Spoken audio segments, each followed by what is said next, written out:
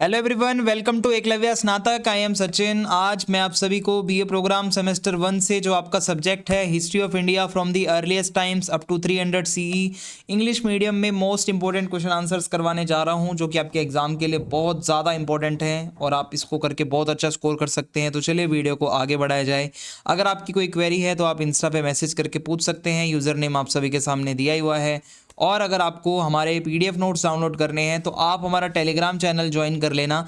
वहाँ पे आपको एक मैसेज पिन किया हुआ दिख जाएगा नोट्स का, ठीक है। तो वहाँ से आप जो है लिंक ओपन करके नोट्स को डाउनलोड कर सकते हो। अब हम आगे बढ़ते हैं।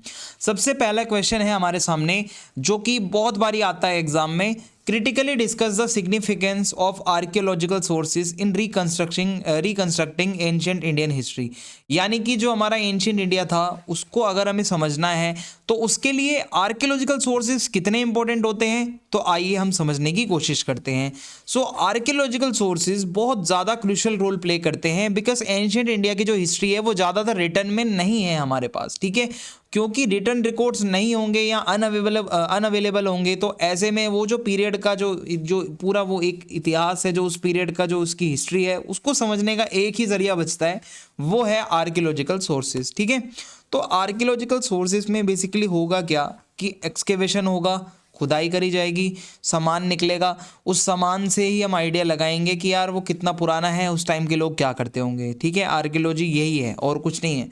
सो ये जो सोर्सेज होते हैं ये हमें उस टाइम का कल्चर कैसा था, इकोनॉमी कैसी थी, पॉलिटी कैसी थी, रिलीजन कैसा था, उनकी डेली लाइफ कैसी थी, जो पुरानी पुरानी सिविलाइजेशंस होती हैं उसका पूरा एक आप मान सकते हो उसकी इन्फॉर्मेशन देते हैं। अब अगर आपसे मैं पूछूं आर्कियोलॉजिकल सोर्सेज में क्या क्या आता है, एक तो मॉन्यूमेंट्स आते हैं जो बहुत साल पुराने, कोई टेम्पल है, कोई स्तूप है ना, जो बुद्धिज़्म में बनाए जाते हैं, कोई पैलेस है, कोई फोर्ट है। तो ये जब मिलेगा, जब एक्सकेवेशन वर्क होगा तो बहुत इन्फॉर्मेशन मिलेगी।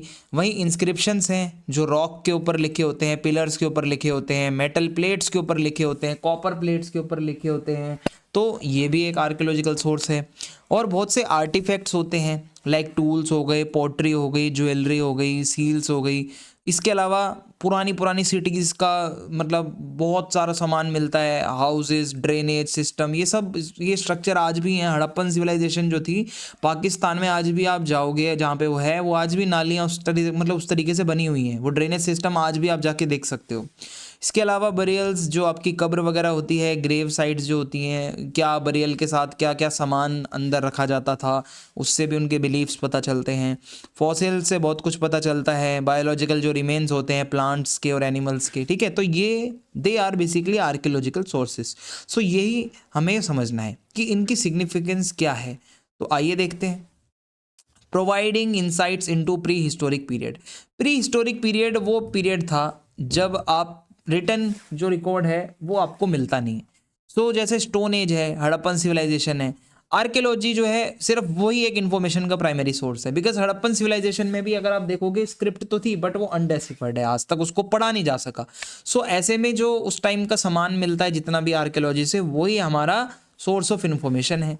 अगर मैं आपको बताऊं, tools from the palaeolithic age, cave paintings in Bhimbetka and the urban planning of Harappa and Mohenjodaro showcase the development of early societies। आप अगर पैलियोलिथिक एज के टूल्स को देखते हो, या आप भीमबेटका मध्य प्रदेश में जो केव में जो पेंटिंग्स बनी हुई हैं, या हड़प्पा और मोहनजोदाड़ो की जो अर्बन प्लानिंग आज भी आप देखते हो, सो आपको पता चलेगा कि उस टाइम की सोसाइटी में डेवलपमेंट किस तरीके से हुआ।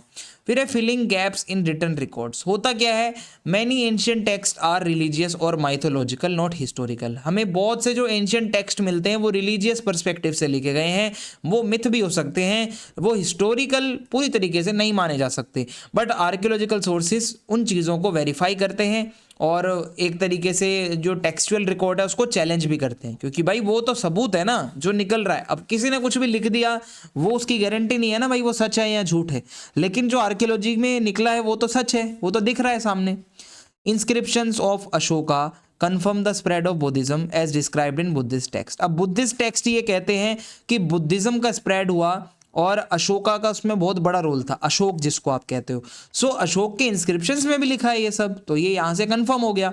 इसके अलावा excavations at Hastinapur and Kurukshetra provide material evidence for sites mentioned in the Mahabharata. Mahabharata में जो हस्तिनापुर, कुरुक्षेत्र नाम की जगहें हैं, तो बहुत से ऐसे मटेरियल एविडेंस मिलते हैं उन्हीं जगहों से, जैसे कि जो महाभारत में जगहें दी हुई हैं।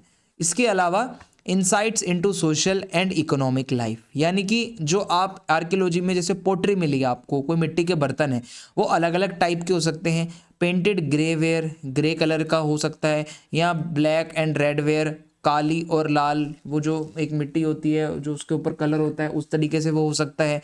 सो इससे आपको उनका कल्चर पता चलेगा, उनके कल्चर में कैसे मिट्टी के बर्तन यूज़ हो रहे हैं, क्या यूज़ हो रहा है। और आपको अगर सील्स मिली हैं, यानी कि ये देखो, ये जो फोटो में नज़र आ रहा है आपको, ये सील्स हैं, तो ये सील्स से, कॉइन्स से, इससे भी आपको पता चल जाएगा कि यार वो लोग ट्रेड किया करते थे। कॉइन्स से तो पूरी की पूरी कॉइन भी पता चल जाती है, और रूलर्स के बारे में भी इवन पता चल जाता है। कई कॉइन्स होते हैं जिसके ऊपर रूलर की फोटो भी छपी होती है, ठीक है, तो है ना एक इन्फॉर्मेशन का सोर्स। फिर है इंफॉर्मेशन अबाउट पॉलिटिकल हिस्ट्री। अब ये इंस्क्रिप्शंस जो होते हैं ये हमें पॉलिटिकल हिस्ट्री भी बताते हैं। जो अशोकन एडिक्ट्स हैं, जो कि प्राकृत, ग्रीक और अरामाइक में लिखे गए, वो अच्छी खासी नॉलेज देते हैं अशोक की पॉलिसीज क्या रही, अशोक का एडमिनिस्ट्रेशन कैसा रहा। मींस पॉलिटिकल हिस्ट्री को समझने के लिए इंस्क्रिप्शंस काफ़ी ज़्यादा अच्छे सोर्सेज होते हैं। और इसके अलावा आर्किटेक्चरल रिमेन्स, कोई ऐसा जो कुछ बना बनाया मिला है, कोई पैलेस है या कोई फोर्टिफिकेशंस हैं, ठीक है, इससे पता चलता है उस टाइम पे मिलिट्री के ऊपर स्ट्रेटजी बनाने पे कितना ध्यान दिया जाता था। चारों तरफ से फोर्टिफाई कर दिया जाता था, बीच में जो है किंग रहता था, जो एंशिएंट रूलर्स होते थे, ठीक है, तो कितनी नॉलेज मिल रही है यार। और रिलीजियस और कल्चरल डेवलपमेंट कैसा था ये भी पता चलता है।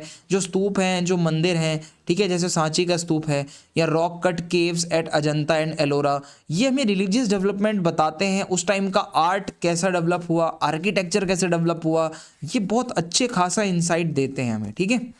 फिर इसके अलावा आइडल्स एंड सिंबल्स, बहुत बारी आर्कियोलॉजी में क्या होता है, भगवानों की मूर्तियाँ निकल जाती हैं, हिंदू देवी देवताओं की, बुद्धिस्ट स्तूप निकल जाते हैं बहुत बारी, ठीक है। और इसके अलावा sculptures of Hindu deities, Buddhist stupas and Jain tirthankaras, ठीक है, कभी कभी जो है बोधिसत्व की मूर्ति निकल जाती है, कभी जो जैन तीर्थंकर होते हैं इनकी मूर्तियाँ निकल जाती हैं। तो इससे हमें उस टाइम का रिलीजियस बिलीफ भी पता चलता है कि वहाँ उस टाइम कौन सा रिलीजन डोमिनेंट था। फिर टेक्नोलॉजिकल एंड साइंटिफिक एडवांसमेंट्स, होता क्या है, टूल्स, वेपन्स और ये जितने भी स्ट्रक्चर्स हैं ये हमें उस टाइम का टेक्नोलॉजिकल प्रोग्रेस भी दिखाते हैं। फॉर एग्जांपल जो ड्रेनेज सिस्टम है आज भी आप देख सकते हो इंडस वैली सिविलाइजेशन का, वो डेमोन्स्ट्रेट करता है कि उस टाइम पे इंजीनियरिंग कितनी एडवांस रही होगी।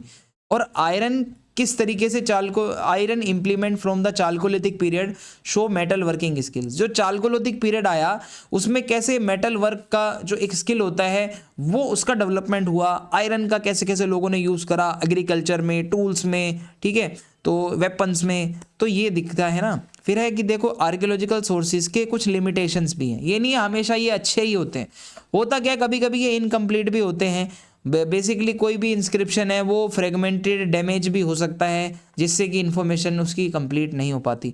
फिर है इंटरप्रिटेशन चैलेंज, कभी कभी जो आर्टिफैक्ट्स होते हैं वो अलग अलग हिस्टोरियंस की नज़र में अलग अलग तरीके से उसको एक्सप्लेन किया जाता है। और फॉर एग्जांपल कि एक जैसे हड़प्पन सिविलाइजेशन में एक मूर्ति मिली है जिसको मतलब प्रीस्ट किंग कहा गया है, ठीक है, अब उसको कोई कहता है कि वो रूलर था, कोई कहता है वो सिर्फ प्रीस्ट था, ठीक है। इस तरीके से ही एक आदि योगी की भी वो फोटो मिलती है, मूर्ति मिलती है, और ये सब लोग अपनी अपनी आइडिया लगाते हैं, यार ये तो वो शिव जी रहे होंगे, ये तो वो रहे होंगे, लेकिन इसका पक्का आंसर नहीं मिल पाता।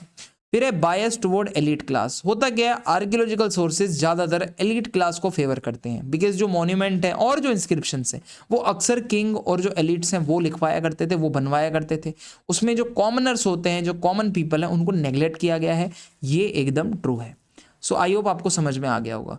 अब हमारा अगला क्वेश्चन है evaluate the significance of literary sources for the study of ancient Indian history, यानी कि एंशिएंट इंडिया की हिस्ट्री समझने के लिए लिटरेरी सोर्सेज, इट मीन्स जो रिटन में है, जो लिटरेचर में जो हमें मिलता है वो हमें कितना हेल्प करता है हिस्ट्री समझने में। सो लिटरेरी सोर्सेज में क्या है भाई, आपका एंशिएंट इंडिया को समझना है तो आपके वेद हैं, पुराण हैं, ठीक है, जैनिज्म के जो टेक्स्ट हैं, बुद्धिज़्म के टेक्स्ट हैं, हिंदुइज्म के टेक्स्ट हैं, और कौटिल्य की बुक्स हैं, यही सब है। अब इससे आपको क्या पता चलेगा, वन बाय वन हम देख लेते हैं। तो सबसे पहले लिटरेरी सोर्सेज बहुत ही ज़्यादा क्रिटिकल, बहुत ज़्यादा क्रूशियल हैं समझने के लिए, क्योंकि वो आपको पॉलिटिकल, सोशल, रिलीजियस और इसके साथ साथ कल्चरल एस्पेक्ट्स हर तरीके की इंफॉर्मेशन दे रहे हैं। समझ रहे हो भाई, आपको सारी इंफॉर्मेशन मिल रही है क्योंकि भाई वो चीज़ रिटर्न में है ना, तो इस वजह से वो और ज़्यादा अच्छी हो जाती है। अब होता क्या है, लिटरेरी सोर्सेज में क्या क्या आता है, एक तो रिलीजियस टेक्स्ट आते हैं आपके, वेद, उपनिषद, पुराण, जातक टेल्स, ठीक है, ये बुद्धिज्म के अंदर होती हैं, जातक कथाएं, जातक टेल्स। फिर है एपिक्स, अब महाभारत है, रामायण है, या फिर कुछ सेक्युलर लिटरेचर भी है जो किसी रिलीजन के पर्सपेक्टिव से नहीं लिखा गया, लाइक कौटिल्य ने अर्थशास्त्र बुक लिखी थी, उसके अंदर रिलीजन की बातें नहीं है, एडमिनिस्ट्रेशन पॉलिटी की बातें हैं। फिर है संगम लिटरेचर। फिर इसी तरीके से कुछ फॉरेनर्स भी आए, उन्होंने भी अपनी बुक्स लिखी, जैसे कि मैगस्थनीज आया, फाइयान, हुएनसांग, अल बिरूनी, ठीक है। तो ये लिटरेरी सोर्सेस हैं हमारे। अब ये कितनी सिग्निफिकेंस है इनकी, कितने ये इंपॉर्टेंस रखते हैं, वो मैं आपको बता देता हूँ। तो होता क्या है, जैसे कि पॉलिटिकल हिस्ट्री आपको समझनी है, किंगडम्स के बारे में, डायनेस्टीज के बारे में, तो आपको लिटरेरी सोर्सेज बहुत ज़्यादा हेल्प करेंगे। टेक्स्ट लाइक द अर्थशास्त्र, ये हमें अच्छी खासी डिटेल्ड इन्फॉर्मेशन देते हैं स्टेट क्राफ्ट के बारे में, स्टेट कैसे वर्क करता है, एडमिनिस्ट्रेशन क्या है, डिप्लोमेसी कैसी थी उस टाइम पे, ओके। फिर है जीनियोलॉजीज, यानी कि जो पुराण हैं और जो इंस्क्रिप्शंस हैं वो हमें किंग्स की लीनिएज बताते हैं कि भाई उनका पूरा का पूरा वंश, कौन किसका बेटा था, कौन किसका क्या था। इससे जो हिस्टोरियंस है ना, वो एक पूरा पॉलिटिकल हिस्ट्री का मैप बना पाते हैं, अच्छे से समझ पाते हैं कि भाई अच्छा ऐसे ऐसे ऐसे ये क्रोनोलॉजी थी। फिर कुछ फॉरेन अकाउंट्स भी रहे, जैसे मैगस्थनीज ने एक बुक लिखी थी इंडिका, ठीक है, वो मॉडर्न एडमिनिस्ट्रेशन की बहुत डिटेल इन्फॉर्मेशन देती है, खासकर मिलिट्री के बारे में और सोसाइटी के बारे में। सो बहुत ज़्यादा इंपॉर्टेंट सोर्स है अगेन। फिर है उसके बाद insight into social and cultural life. अब आप अगर इन्हीं लिटरेरी सोर्सेज को पढ़ोगे तो आपको एंशियंट इंडिया की सोसाइटी के बारे में पता चल जाएगा, लाइक यहाँ पे कास्ट सिस्टम हुआ करता था, बिकॉज मनुस्मृति और जो धर्मशास्त्र जैसे टेक्स्ट हैं वो क्लियरली मेंशन करते हैं कि सोसाइटी में वर्णा सिस्टम चलता था। अब वर्णा सिस्टम आपको पता है, अपने 12th में पढ़ा होगा, ब्राह्मण, क्षत्रिय, वैश्य, शूद्र, ये हमें क्लियरली इन टेक्स्ट में लिखा हुआ मिलता है। फिर एजुकेशन और लर्निंग से भी रिलेटेड थे कुछ टेक्स्ट, जैसे कि पाणिनि की अष्टाध्यायी नाम की एक बुक है जो लैंग्वेज के बारे में बहुत अच्छे से हमें, मतलब आप समझ के चलो, इन्फॉर्मेशन देती है।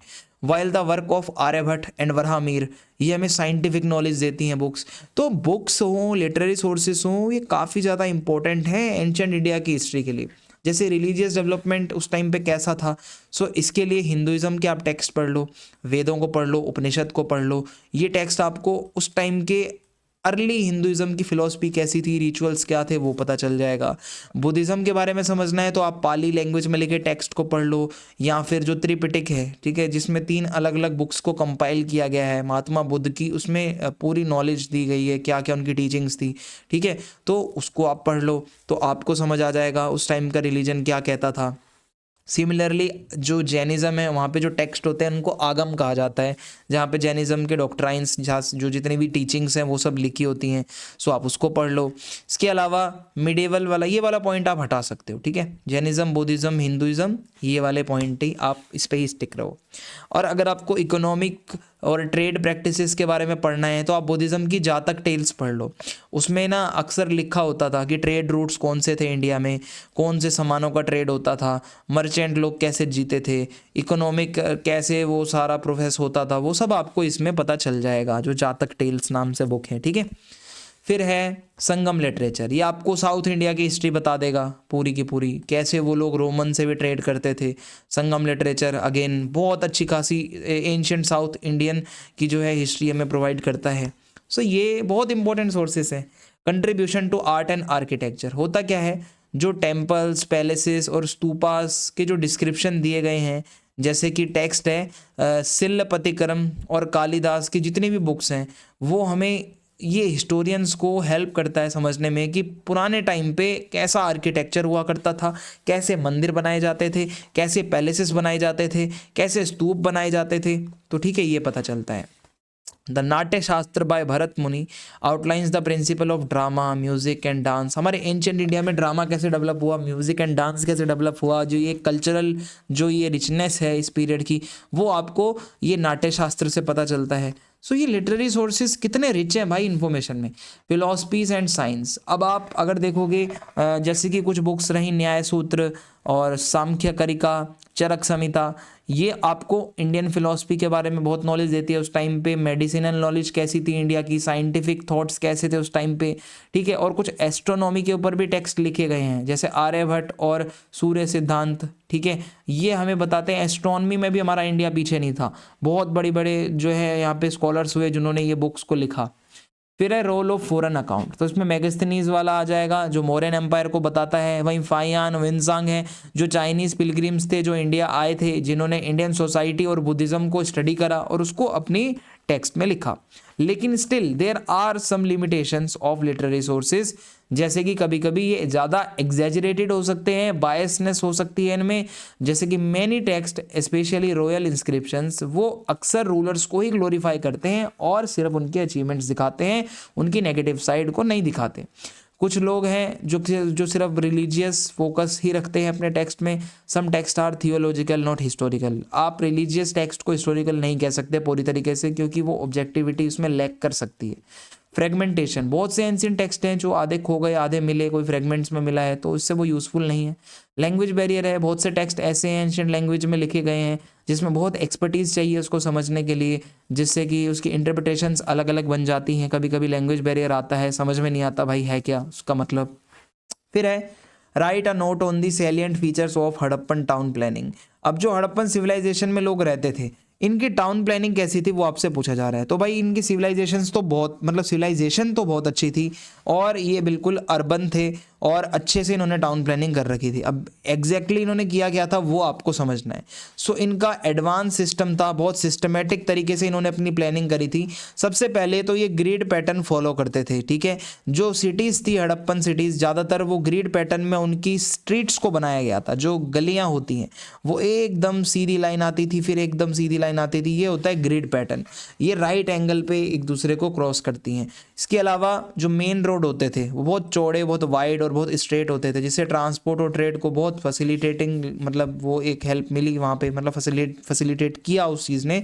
फिर है नैरो लेन्स, गलियाँ पतली भी होती थी जो कि कनेक्टेड थी रेसिडेंशियल एरियाज़ के साथ। आपके घर के वहाँ भी अच्छे से जो है लेन्स बनी हुई थी जो कि बाद में मेन गली से जाके कनेक्ट होती थी।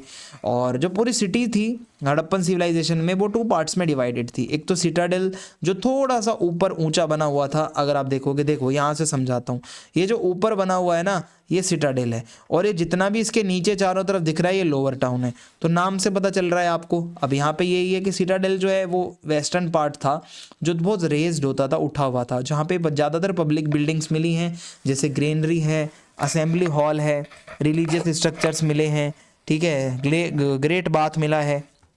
वही लोअर टाउन जो है वो ईस्टर्न पार्ट था जहाँ रेसिडेंशियल एरिया था, कॉमन लोग वहाँ पे रहा करते थे, ठीक। इस तरीके से सिटी का डिवीजन किया। फिर एडवांस ड्रेनेज सिस्टम। अब हड़प्पन का जो ड्रेनेज सिस्टम था बहुत एडवांस था। जो नालियाँ थी वो ऊपर से वो कवर करके रखते थे, ठीक है, ईंटों की नालियाँ होती थी और घरों के साइड में ही वो जो है गलियों के साइड में नालियाँ बनाई जाती थी। हाउस होल्ड ड्रेन्स, हर घर के अंदर एक नाली होती थी जो मेन नाली से कनेक्टेड थी। मेन होल्स, ये क्या है, लगातार क्लीन किया जाता था नालियों को, मेन होल्स को, ठीक है। इससे पता चलता है वो कितने अच्छे से मेंटेनेंस रखते थे। सो ये जो एफिशिएंट ड्रेनेज सिस्टम है इससे वाटर लॉगिंग नहीं होती थी, पानी नहीं भरता था, सैनिटेशन अच्छी रहती थी, साफ सफाई रहती थी, ठीक है। देखो इस तरीके से नालियाँ एकदम बढ़िया थी, हर घर से कनेक्टेड, छोटी नाली बड़ी नाली से आके मिलती थी और इस तरीके से सब बढ़िया चल रहा था। स्टैंडर्डाइज्ड ब्रिक वर्क, होता क्या था, जो जितने भी घर हैं इस टाइम के, जो ब्रिक्स हैं वो साइज में यूनिफॉर्म है, यानी कि उनका जो साइज़ है वो लगभग हर घर में जो ईंटें लगी हैं वो सेम है, पक्की मिट्टी से, पक्की जो ईंटें हैं उससे बनी हैं। इससे लगता है कि भाई टेक्नोलॉजी के मामले में वो लोग बहुत एडवांस थे और प्लानिंग के मामले में भी बहुत आगे थे। वेल्स एंड वाटर सप्लाई, अब हर घर में पब्लिक और प्राइवेट दोनों तरीके के वेल्स हुआ करते थे जहाँ पे लोग उसको डोमेस्टिक और पब्लिक यूज़ में लाते थे जो पानी होता था। सम सिटीज़ लाइक धोलावीरा, जैसे कि धोलावीरा नाम की जगह है, यहाँ पे तो मैनेजमेंट का सिस्टम बहुत अच्छा था, ठीक है। यहाँ पे रिजर्वोर्स बने हुए थे और रेन वाटर को कैसे बचाना है उसके लिए भी टैंक वगैरह इन्होंने बना रखे थे इस तरीके से। रेसिडेंशियल हाउसेस जो इनके होते थे, बेसिकली जो छतें होती थी वो फ्लैट होती थी, लकड़ी की छत होती थी, ठीक है, घास फूस की तो नहीं थी, उससे थोड़ी सी अच्छी थी, लकड़ी की थी। कोर्टयार्ड यानी आंगन होता था, सेंट्रल एरिया था, ओपन स्पेस होता था आंगन का। और रूम विद डोर्स, होता क्या था, जो कमरे होते थे वो आंगन की तरफ खुलते थे, डायरेक्टली गली की तरफ कोई गेट नहीं होता था एंटर करने का, क्योंकि प्राइवेसी को वो लोग पसंद करते थे। इसके अलावा किसी के घर में खिड़कियां नहीं होती थी प्राइवेसी की वजह से। बाथरूम और टॉयलेट की बात करें, हर घर में बाथरूम मिला है, हर घर में टॉयलेट मिला है, इससे जो कि ड्रेनेज सिस्टम से भी ये कनेक्टेड था। तो ये लोग हाइजीन के ऊपर तो बहुत काम करते थे। पब्लिक बिल्डिंग्स की बात करें तो ग्रेनरीज मिली हैं। हड़प्पा और मोहनजोदाड़ो में पता चलता है कि जो सरप्लस ग्रेन था, जो एक्स्ट्रा बच जाया करता था, उसको ये लोग स्टोर करने के लिए ग्रेनरीज का इस्तेमाल किया करते थे।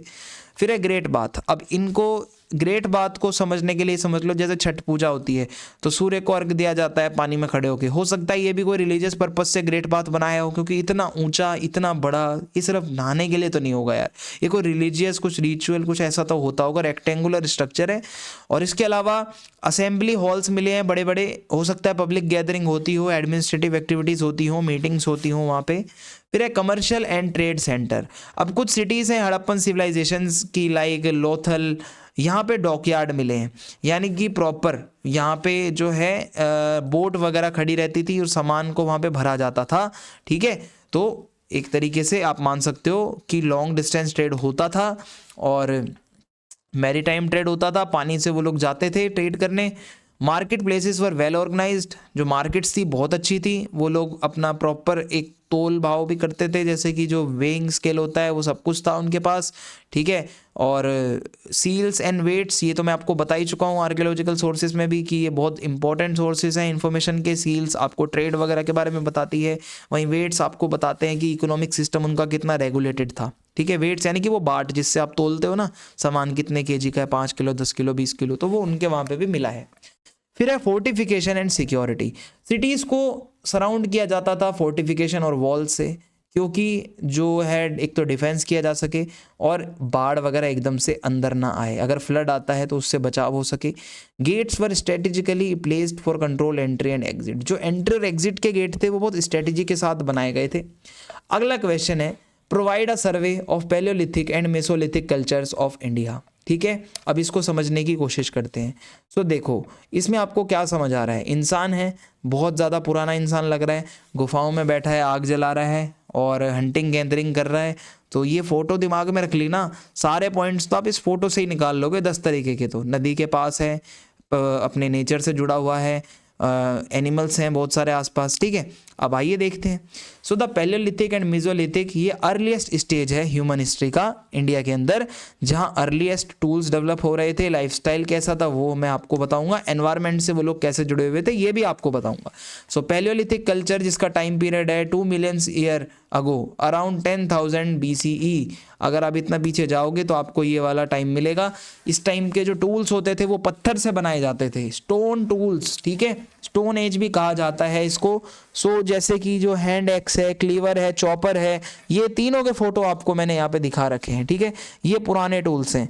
और इसके अलावा tools were use for hunting, cutting and digging. जो टूल्स का यूज़ था वो एक तो शिकार करने में, पेड़ों को काटने में और गड्ढे खोदने में होता था। बेसिकली ये काम था टूल्स का। और हंटर गैदरर लाइफस्टाइल था इन लोगों का। पैलियोलिथिक जो ह्यूमंस थे वो नोमैडिक थे, मीन्स इधर से उधर घूमते रहते थे। वो एंटायरली हंटिंग एनिमल्स पे ही, वो मतलब एनिमल्स हंटिंग पे ही वो डिपेंड थे। और जो फ्रूट, नट्स, रूट्स जो भी उनको पेड़ पौधों से मिल जाता था उसी से सर्वाइव करते थे वो लोग। कोई फूड प्रोडक्शन, कोई डोमेस्टिकेशन, कोई एग्रीकल्चर का कॉन्सेप्ट नहीं था पैलियोलिथिक टाइम पीरियड में। जो फोटो में आप देख पा रहे हो इसी तरीके से इंसान जीता था। ओके, अब है इनके रहने का जुगाड़ क्या था। तो ये लोग नेचुरल शेल्टर में रहते थे, जैसे गुफाएं हैं, केव है, रॉक शेल्टर हैं, भाई पत्थर से अपना घर बना दिया ऐसे ही, जो कि भीमबेटका मध्य प्रदेश में भी मिले हैं। ठीक है, ओपन एयर साइट्स हैं, कुछ लोग खुले में सोते थे, रिवर के किनारे, जंगलों में टेम्पररी कैंप लगा के सो जाते थे। फायर का यूज अगर हम देखें तो evidence of fire suggest that Palaeolithic humans used it for cooking food, protection from wild animals and warmth in the colder climates. यानी कि आग की जब डिस्कवरी हुई तो ह्यूमंस ने उस आग को अपना खाना पकाने के लिए, एनिमल्स को डराने के लिए, क्योंकि एनिमल आग से डरते हैं, और ठंडे क्लाइमेट के जो एरियाज है वहाँ पे गर्मी के लिए आग का यूज़ किया। ठीक है, फिर आर्ट एंड सिंबलिज्म। इस टाइम का जो ह्यूमन था वो रॉक आर्ट बहुत ज़्यादा करता था, यानी कि केव पेंटिंग्स बहुत ज़्यादा बनाता था। तो इसको पेट्रोग्लिफ कहा जाता है, जो कि पत्थरों के ऊपर इनग्रेव करके इस तरीके से बना दिया जाता है पेंटिंग्स। तो ऐसी भीमबेटका मध्य प्रदेश में बहुत सारी मिली हैं, जो ये सजेस्ट करती है कि ह्यूमंस ने धीरे धीरे बातों को एक्सप्रेस करना आर्ट के उससे शुरू किया था। और ये पेंटिंग्स में ज़्यादातर एनिमल्स बने होते हैं, या फिर कोई हंटिंग का सीन चल रहा है, या फिर डेली एक्टिविटी दिखाई जा रही है।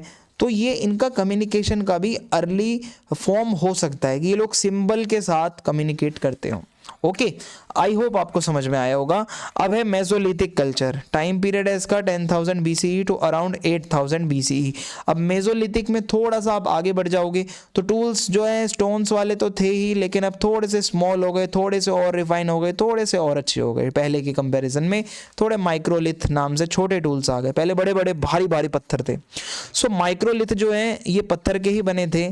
ठीक है, इनको क्या किया जाता था, या तो पत्थर के पीछे लकड़ी के साथ इनको अटैच कर दिया जाता था, या कोई हड्डी के साथ अटैच कर दिया जाता था।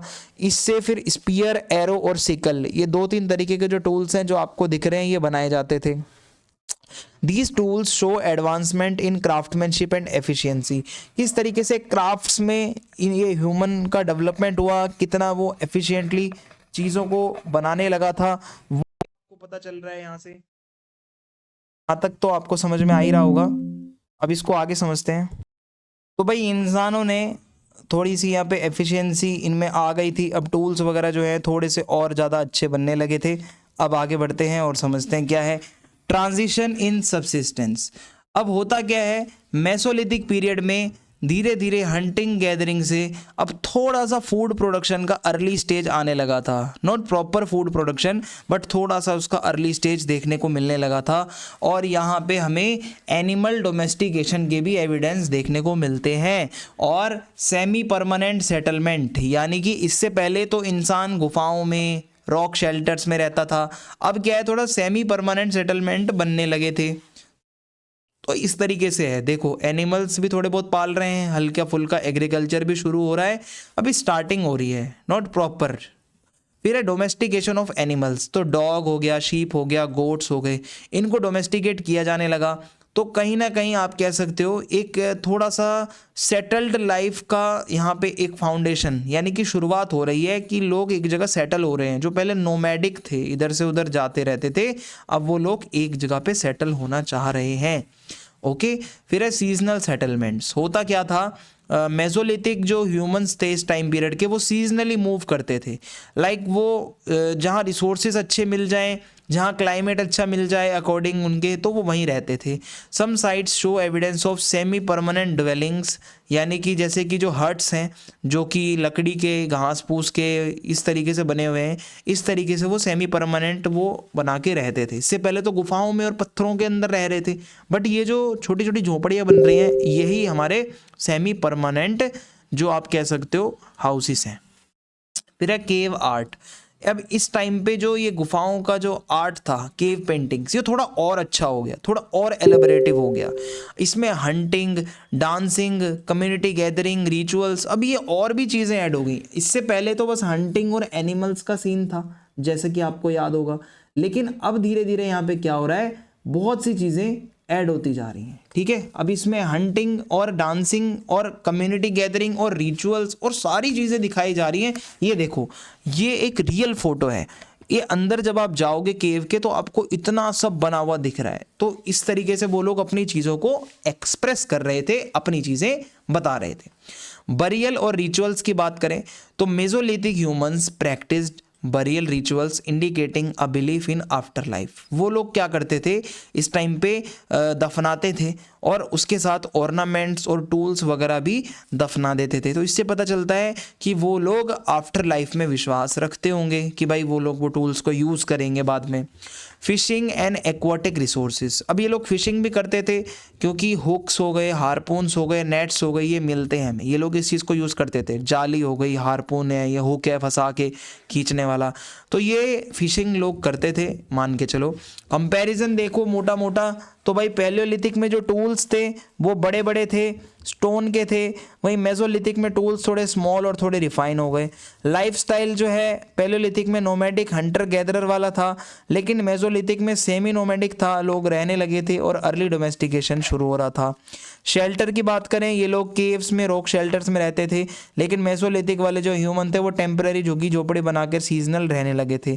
आर्ट की बात करें तो पैलियोलिथिक में बहुत बेसिक सी पेंटिंग्स हैं, बट मेसोलिथिक में तो बहुत एलोबरेटिव केव पेंटिंग्स हैं। फूड की बात करें तो ये लोग हंटिंग गैदरिंग करके खाना इकट्ठा करते थे, लेकिन मेसोलिथिक में हंटिंग गैदरिंग के साथ साथ फिशिंग भी इंक्लूड हो गया। एनिमल डोमेस्टिकेशन पैलियोलिथिक पीरियड में नहीं था, लेकिन मेसोलिथिक में डॉग्स वगैरह को ये लोगों ने पालना शुरू कर दिया था। अब हमारा अगला क्वेश्चन है, discuss the economic and political conditions of the early and later वैदिक पीरियड।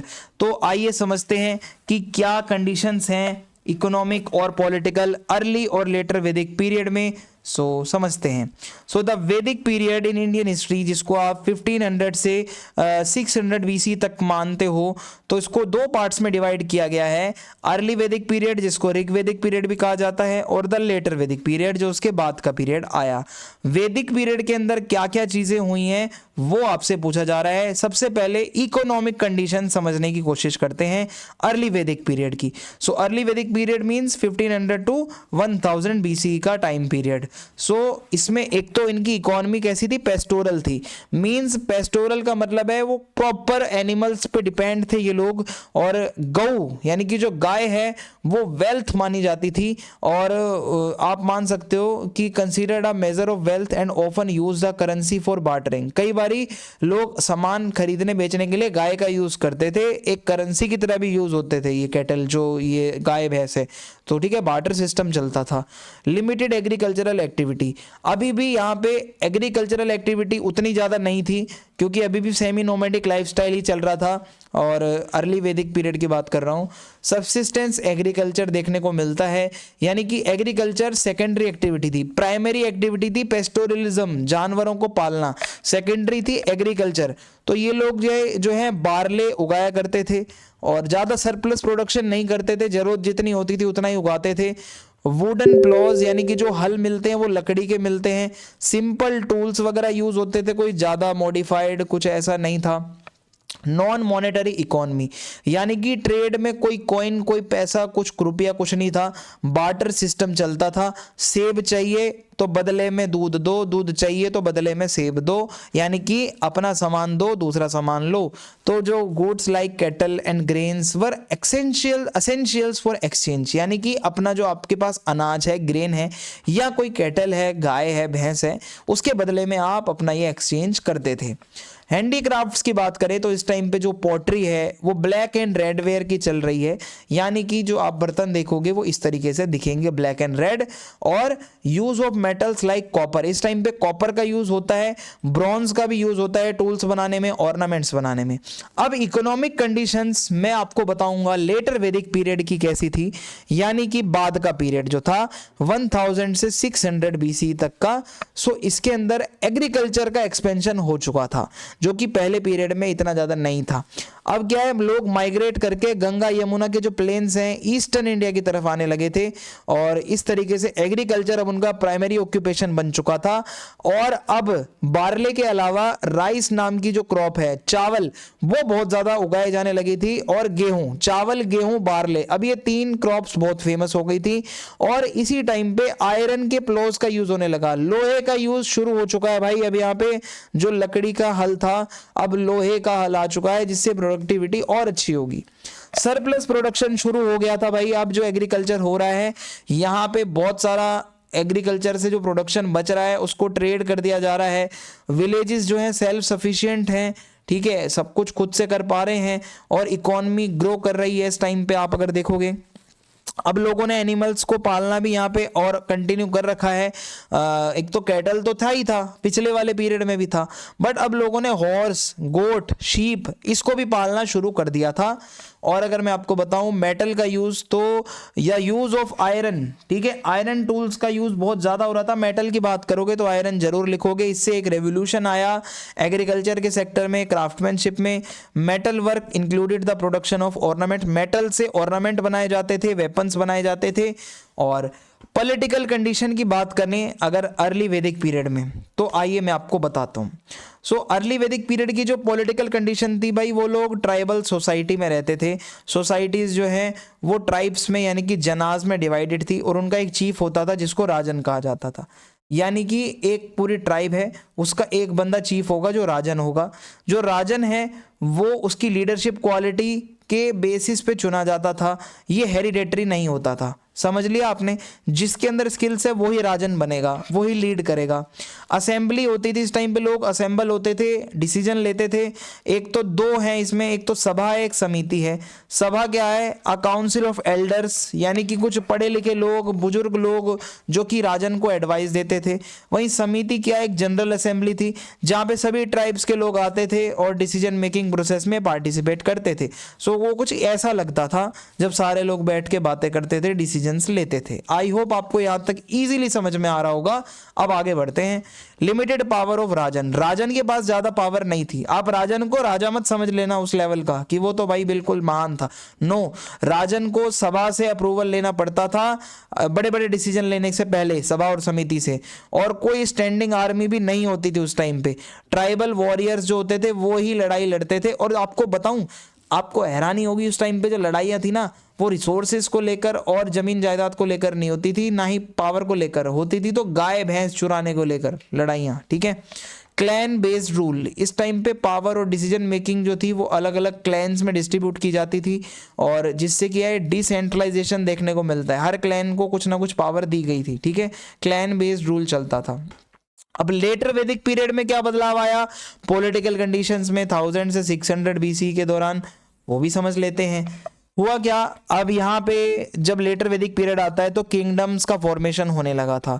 अब जो ये ट्राइब्स हैं ये जन से जनपद बन गए थे। ठीक है। हुआ क्या, पहले छोटे छोटे एरियाज थे, ठीक है, छोटे छोटे ट्राइब्स में लोग रहते थे। अब बड़े बड़े किंगडम बनने लगे जिनको जनपदास कहा जाने लगा या जनपद कहा जाने लगा। टेरिटरीज का एक्सटेंशन हो गया, जैसे कुरु, पांचाल, कौशल, विदेहा, अवंती, बहुत सारे नाम है ऐसे। ठीक है। तो इस तरीके से आप कह सकते हो कि जो बड़े बड़े अब यहाँ पे किंगडम्स वगैरह बनने लगे। अब जो पहले स्किल्स और क्वालिटीज से देखकर राजन बनता था, अब वो मोनार्की जो थी वो हेरिडेटरी हो गई।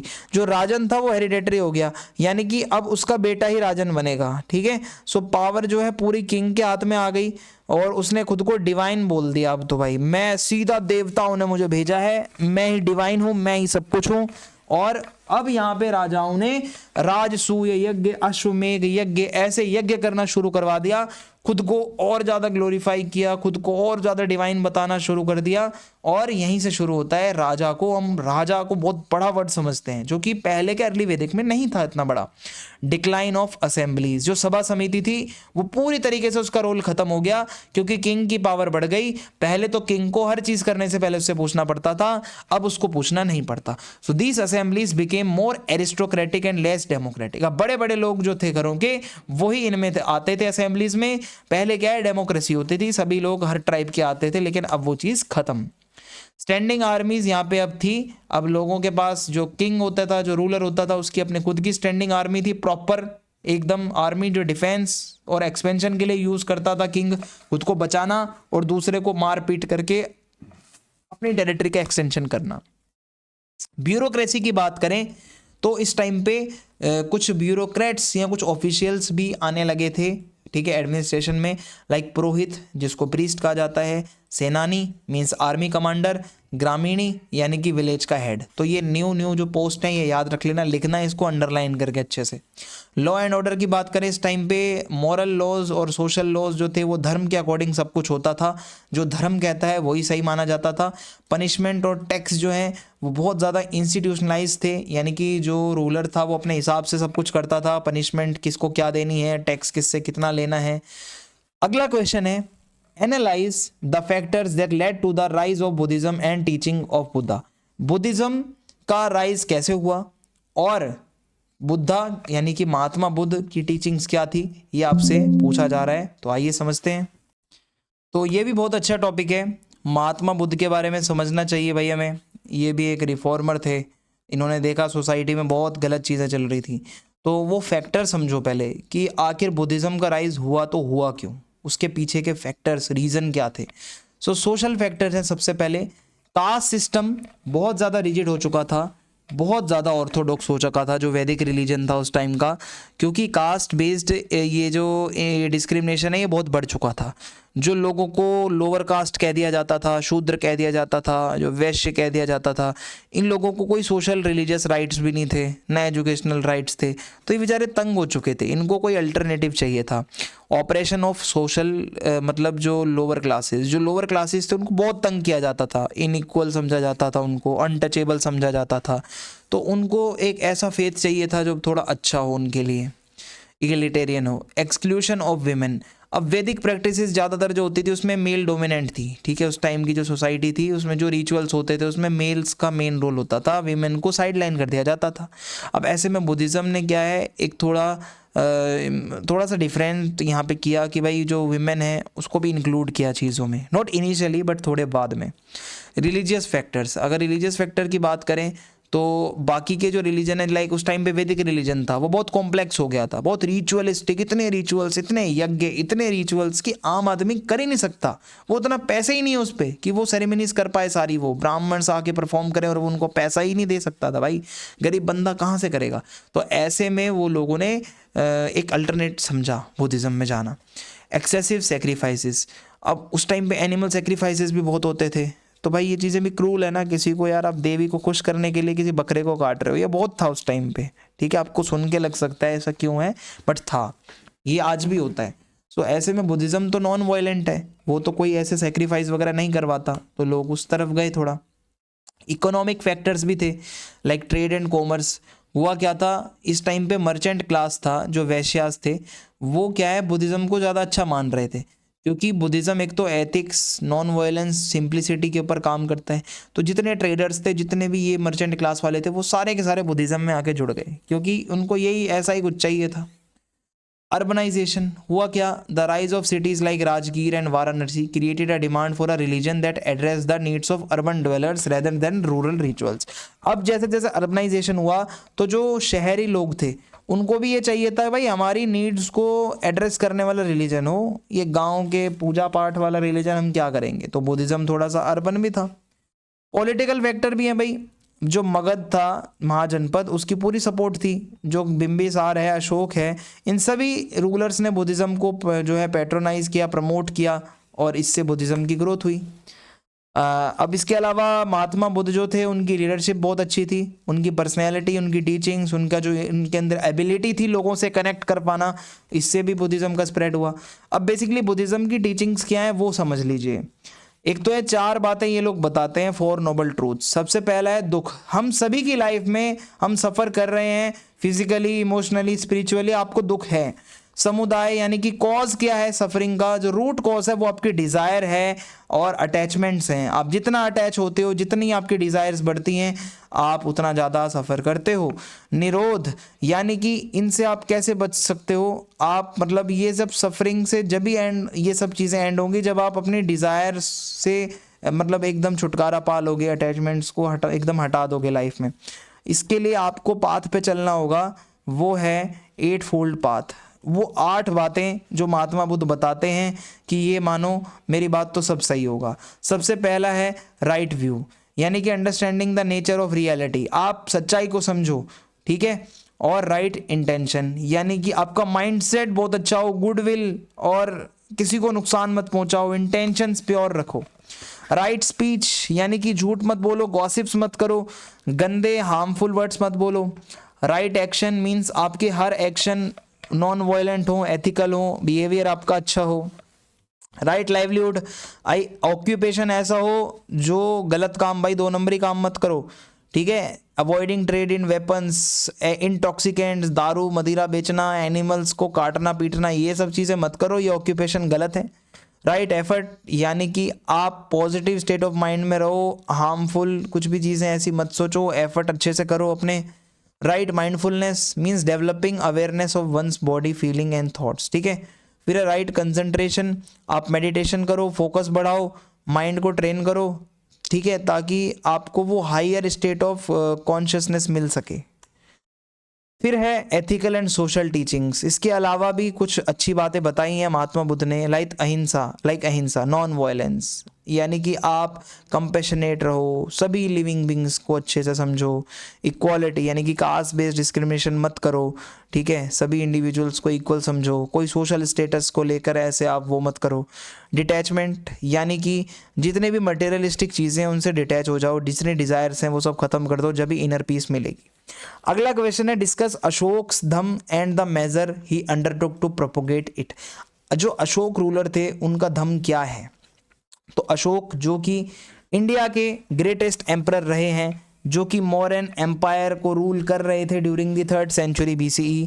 आफ्टर द कलिंग वॉर उन्होंने बुद्धिज़्म में खुद को कन्वर्ट कर लिया था और उन्होंने उनसे इंस्पायर होकर अपना एक मोरल और एथिकल कोड, कुछ अच्छी बातें बताई सबको, जिसको धम्म कहा जाता है बेसिकली। और वो चाहते थे एक हारमोनियस सोसाइटी बनाना जहाँ सभी लोग एक दूसरे को भाई समझें, एक साथ अच्छे से रहें। सो बेसिकली अशोक का जो धम्म है वो कोई रिलीजन नहीं है, वो जस्ट कुछ मोरल, कुछ एथिकल, कुछ अच्छी बातें हैं जो मैं आपको बता देता हूँ। सबसे पहले डेफिनेशन क्या है? ये कोड ऑफ कंडक्ट है, यानी कि कुछ ऐसे प्रिंसिपल्स हैं, truth, non violence, compassion, tolerance, जो अच्छी अच्छी बातें होती हैं जो कि बुद्धिज़्म से इंस्पायर्ड थे ये पूरी तरीके से, एज वी नो।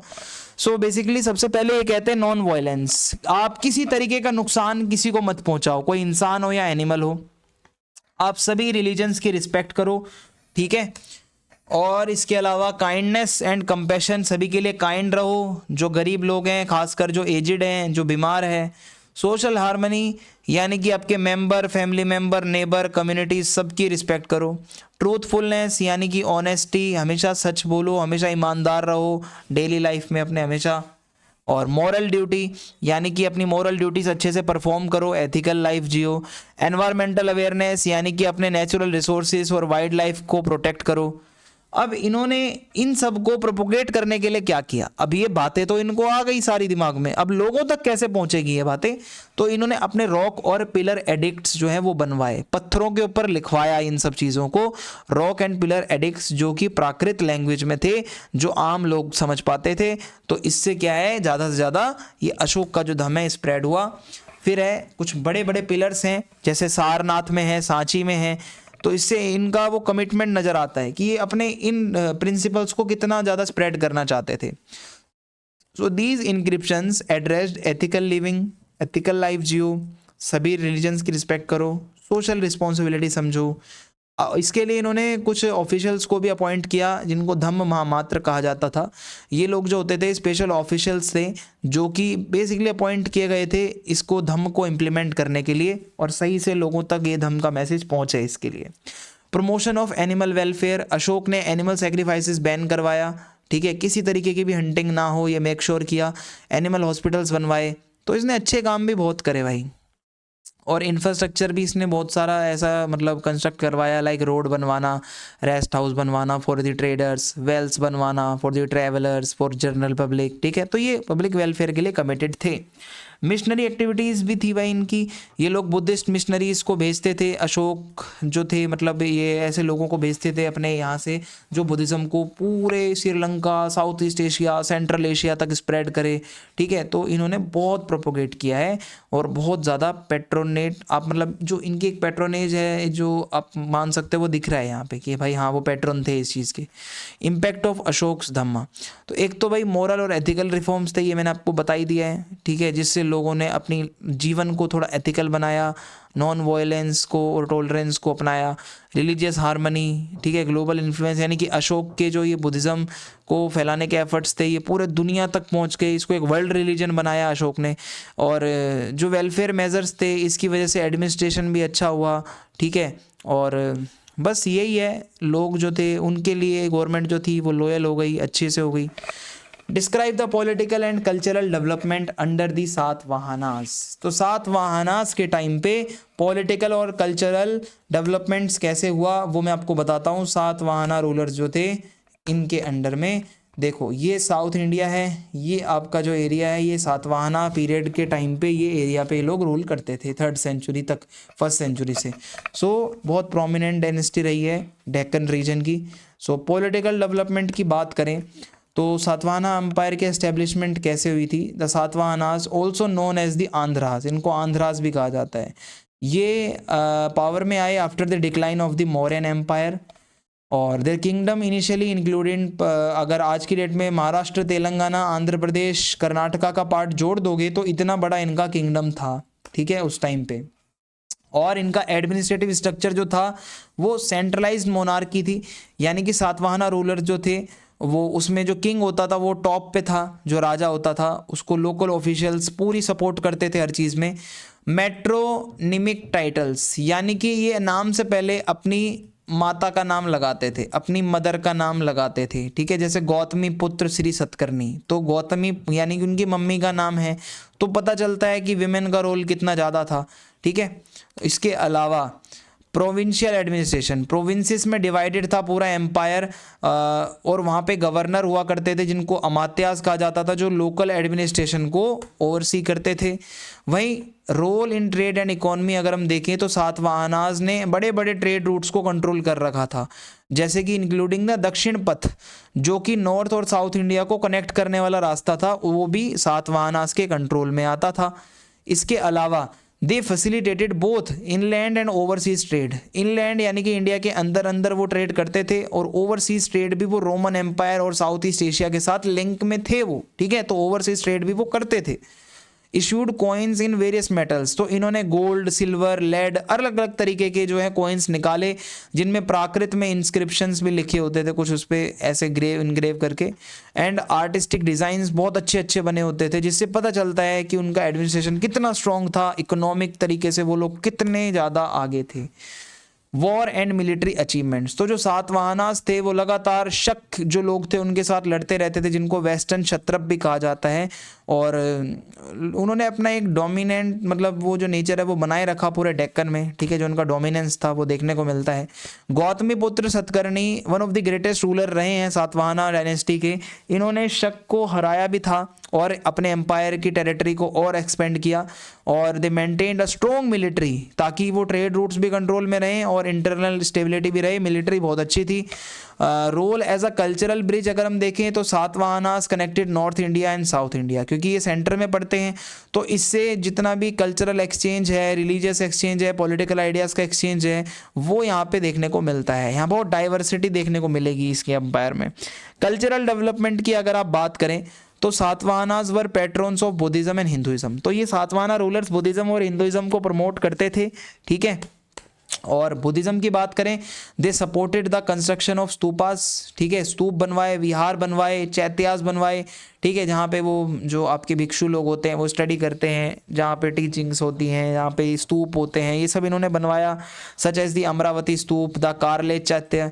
और हिंदुइज्म को सपोर्ट करने के लिए इन्होंने अश्वमेघ यज्ञ करवाए, राजसूय यज्ञ करवाए, मंदिर बनवाए। तो इनसे पता चलता है वो लोग ब्राह्मणिकल ट्रेडिशंस को बहुत सपोर्ट करते थे, ब्राह्मण्स को सपोर्ट करते थे।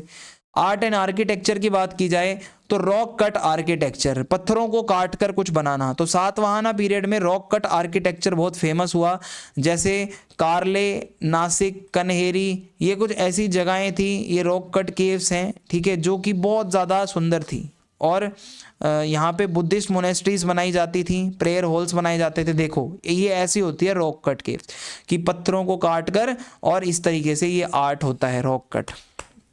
स्तूप बनवाए इन्होंने, ठीक है, अमरावती का स्तूप है, इतना सुंदर, इतनी बढ़िया बढ़िया कार्विंग, इतने बढ़िया स्कल्पचर्स थे उस पर, बहुत सुंदर था वो, इन्होंने अपने टाइम पे उसको पूरा प्रोटेक्ट किया। देखो इस तरीके से सुंदर सुंदर से स्तूप बनवाए इन्होंने। और लैंग्वेज और लिटरेचर की बात करें तो प्राकृत लैंग्वेज वहाँ की ऑफिशियल लैंग्वेज रही। इंस्क्रिप्शंस जो थे वो ऑफन ब्राह्मी स्क्रिप्ट में लिखे जाते थे। और कॉइन और इंस्क्रिप्शंस की बात करें तो Satavahanas issued coins with bilingual inscriptions, तो वो प्राकृत और ब्राह्मी दोनों में लिखते थे, जिससे पता चलता है उनकी अप्रोच थी मल्टीकल्चरल, अलग अलग लैंग्वेजेस को साथ लेके वो लोग चलते थे। और inscriptions provide insights into their administration, और ये इंस्क्रिप्शन से उनके एडमिनिस्ट्रेशन के बारे में पता चलता है। तो यहाँ से पता चलता है कि यार डाइवर्सिटी बहुत ज़्यादा थी, और इसी वजह से ये लोग अलग अलग लैंग्वेजेस को भी सपोर्ट करते थे, ठीक है, बायलिंगुअल इंस्क्रिप्शंस अपने निकालते थे, ठीक है। तो आर्ट को लेकर ये लोग बहुत ज़्यादा सपोर्टिव थे। सोशल एंड इकोनॉमिक लाइफ की बात करें तो सातवाहनास जो थे वो वर्णा सिस्टम को प्रमोट करते थे भाई। अगेन वही हिंदुइज्म में ब्राह्मणिकल ट्रेडिशन में जो ब्राह्मण क्षत्रिय वैश्य शूद्र वाला सिस्टम है वो यहाँ भी चलता था। और trade and urbanisation flourished under their reign, यानी कि इनके टाइम में ट्रेड अर्बनाइजेशन बहुत ज़्यादा हुआ और इन्होंने पोर्ट्स वगैरह भी बनवाए, ठीक है, ट्रेड सेंटर्स भी बनवाए, ठीक है। फिर है रोल ऑफ विमेन। तो विमेन का रोल मैंने आपको बता दिया बहुत प्रोमिनेंट था, क्योंकि ये नाम के आगे भी नाम लगाते थे माता का, अपनी क्वींस को बहुत ज़्यादा ये लोग रिस्पेक्ट करते थे, ठीक है। Specially royal women as reflected in inscriptions were queens were often patrons of religious monuments, यानी कि कई क्वींस भी बहुत सारे रिलीजियस जो मॉन्यूमेंट्स होते थे उसको बनवाती भी थी, उसको प्रोटेक्ट भी करती थी। अगला क्वेश्चन है describe the main features of Mauryan administration. So Mauryan administration, आप सबसे पहले मौर्यन एम्पायर देखो भाई, बहुत बड़ा एम्पायर, बहुत ज़्यादा बड़ा, पूरे इंडिया में लगभग स्प्रेड है, थोड़ा बहुत रहता होगा, बाकी सब एरिया कवर है। तो इसमें है क्या, Mauryan empire founded by Chandragupta Maurya was first large scale political entity. पहला आप कह सकते हो लार्ज स्केल एम्पायर इंडिया का अगर कोई था, so that was Mauryan empire. And under the guidance of visionary rulers like Chandragupta, Bindusar, Ashok, the Mauryan administration set benchmark for efficient governance and centralized authority। एक अच्छी गवर्नेंस और एक अच्छा administration क्या होता है, इसका एग्जाम्पल है मौर्यन एम्पायर। सो सेंट्रलाइज्ड एडमिनिस्ट्रेशन की बात करें तो मोनार्की थी एब्सोल्यूट, किंग सबसे टॉप पे था, सुप्रीम था, जो उसने कह दिया वही माना जाएगा, चाहे जुडिशियल पावर हो, एग्जीक्यूटिव, लेजिस्लेटिव, कुछ भी हो, तीनों पावर मौर्यन एडमिनिस्ट्रेशन में किंग के पास थी।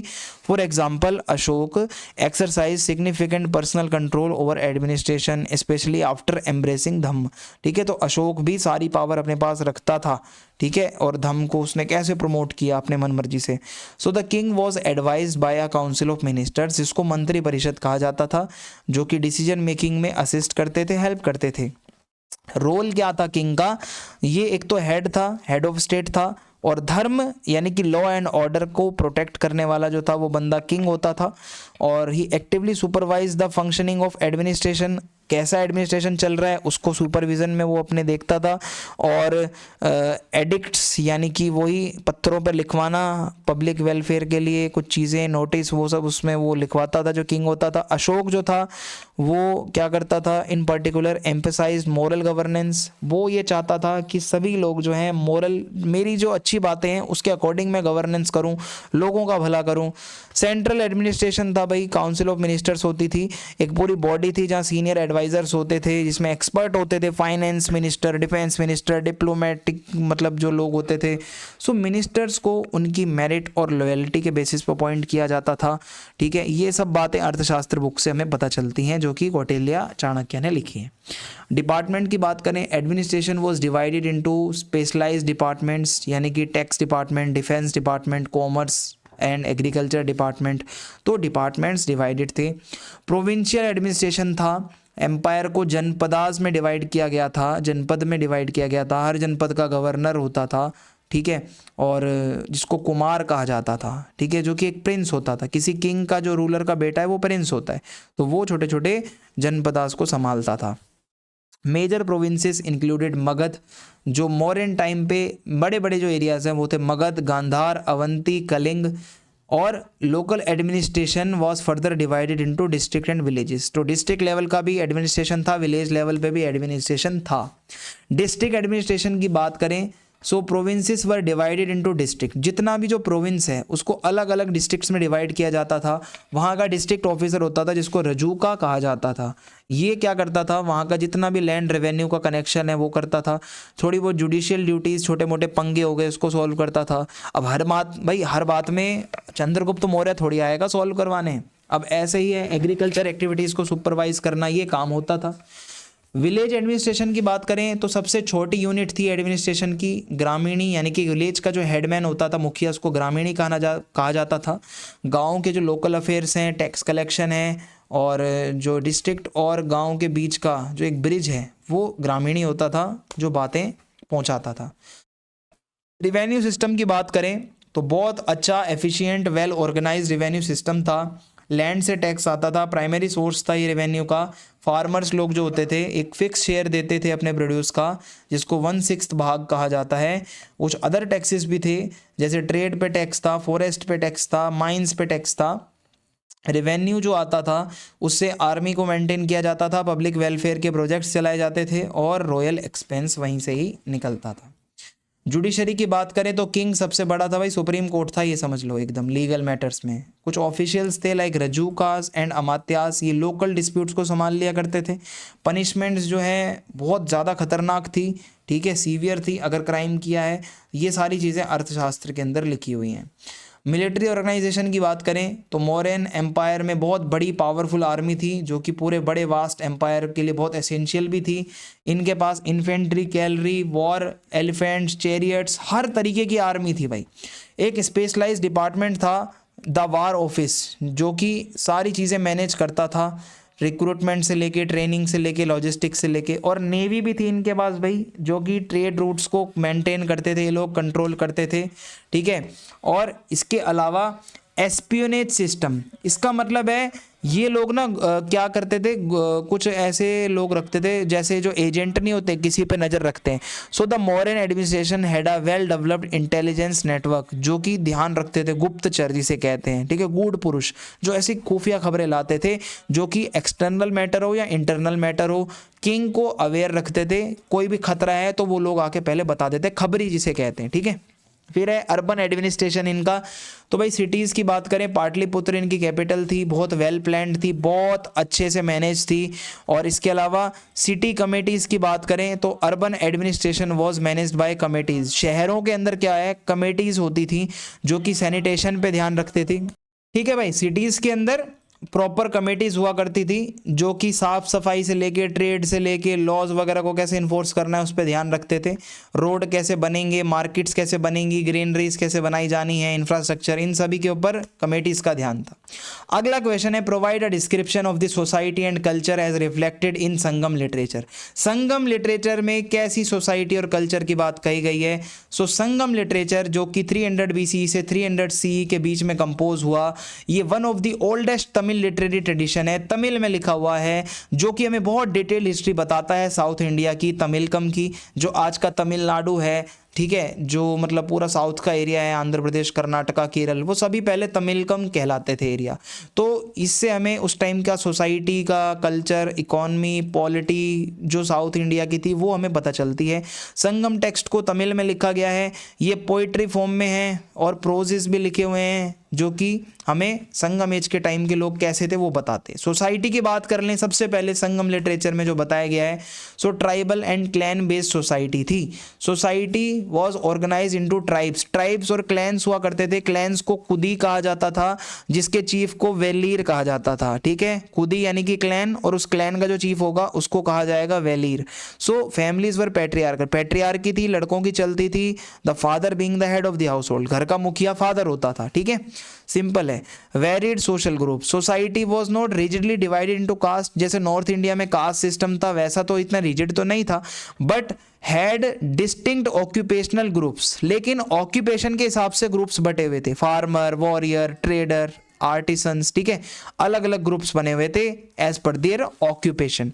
सो Brahmins were present, south India में ब्राह्मण्स होते थे, बट उनका रोल बहुत लिमिटेड था, ठीक है, उतना ज़्यादा रोल नहीं था। अभी विमेन की बात करें, women had an important place in Sangam society. Sangam society में विमेन का रोल बहुत ज़्यादा था और बहुत स्ट्रॉन्ग और इंडिपेंडेंट विमेन होती थी। रोल की बात करें तो एग्रीकल्चर एक्टिविटीज़ में विमेन बहुत ज़्यादा पार्टिसिपेट करती थी, हाउस होल्ड का सारा काम जो है वो विमेन संभालती थी। और एजुकेशन की बात करें, कुछ विमेन पढ़ी लिखी भी थी, लाइक अवैयार जो कि पोएट थी और बहुत इंटेलेक्चुअल थी, यानी कि वुमेन पढ़ती भी थी और काम भी करती थी।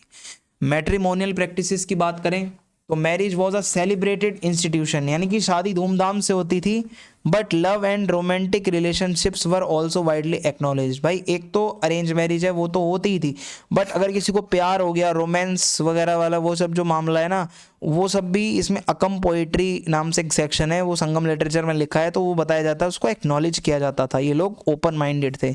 विडो एंड चेस्टिटी, यानी कि द कॉन्सेप्ट ऑफ चेस्टिटी, यानी कि एकदम जो विडोज़ हैं उनको ऐसी लाइफ जीनी पड़ती थी सभी से अलग हटकर अकेले में, तो वो चलता था मामला, ठीक है। अगर किसी का पति मर गया है अकेले अकेले रहना पड़ेगा। फैमिली और किनशिप की बात करें, फैमिलीज़ वर एक्सटेंडेड, बहुत बड़ी बड़ी फैमिलीज़ होती थी, पूरे भाई रिश्तेदार दोस्त बंधु चाचा ताऊ सब होते थे। रिस्पेक्ट फॉर एल्डर्स, बड़ों की रिस्पेक्ट होती थी। हॉस्पिटैलिटी टुवर्ड गेस्ट, कोई मेहमान आया है तो उसकी बहुत अच्छे से सेवा होती थी, ठीक है। इकोनॉमिक ऑक्यूपेशन की बात करें उस टाइम पे साउथ इंडिया में फार्मर लोग होते थे जो राइस शुगर केन मिलेट्स ये सब को ग्रो करते थे।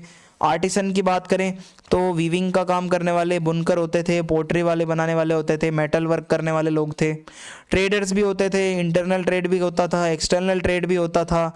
कुछ पोर्ट हैं लाइक पुहार जिसको कावेरी पत्तिनम कहा जाता है, वो ट्रेड सेंटर था सबसे बड़ा, पुहार नाम से एक जगह है, ठीक है। Festival and celebration, south India में जो फेस्टिवल्स थे वो एग्रीकल्चर साइकिल से रिलेटेड थे ज़्यादातर। जैसे पोंगल है, ये क्या है, harvest festival celebrated prosperity and community. जिस टाइम पे हार्वेस्टिंग का टाइम होता है तो उस टाइम पे पोंगल ये लोग सेलिब्रेट करते थे, तो इनके फेस्टिवल जो थे वो कहीं ना कहीं एग्रीकल्चर से कनेक्टेड थे। अब मैं आपको कल्चर के बारे में बता देता हूँ, थोड़ा सोसाइटी तो आपने समझ ली। पॉलिटिकल एंड वॉरियर कल्चर होता क्या था, संगम लिटरेचर ये बताता है कि जो चीफटेंस और किंग होते थे उनके बारे में, मूवेंदर यानी कि refers to the 3 great Tamil dynasties. उस टाइम पे साउथ इंडिया में 3 डायनेस्टी सबसे ज़्यादा ग्रेट थी, चोल चेर पांडे। और इनके जो किंग थे वो बहुत ब्रेव थे, बहुत वॉरियर थे, एकदम ऐसे रूलर थे जो भाई एकदम सबको मार के रख दें।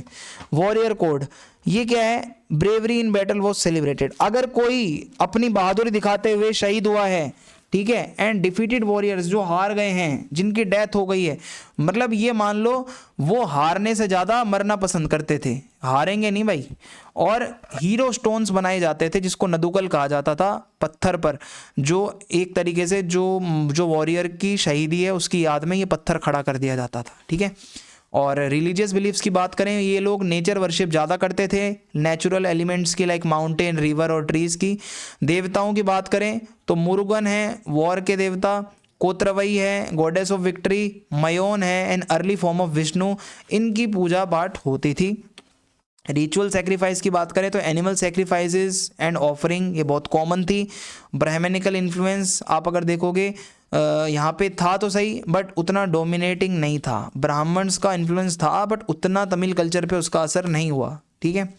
लिटरेचर एंड आर्ट की बात करें तो पोइट्री, यहाँ पे आप देखोगे संगम लिटरेचर में 2 तरीके की थीम है पोइट्री की, एक तो अकम है एक पुरम है। अकम है रिलेशनशिप, प्यार, ह्यूमन एक्सपीरियंस, और पुरम है वॉर के बारे में, हीरोज़ के बारे में, पब्लिक लाइफ के बारे में। तो 2 तरीके की पोइट्री संगम लिटरेचर में देखने को मिलती है। म्यूज़िक और डांस की बात करें तो म्यूज़िक और डांस बहुत ही ज़्यादा इंपॉर्टेंट पार्ट था, ठीक है, इंटीग्रल था। कुछ इंस्ट्रूमेंट हैं लाइक याज यानी कि हार्प की तरह होता है, इसको बजाया जाता है, ये इंस्ट्रूमेंट्स का मेंशन किया जाता है उसमें संगम लिटरेचर में।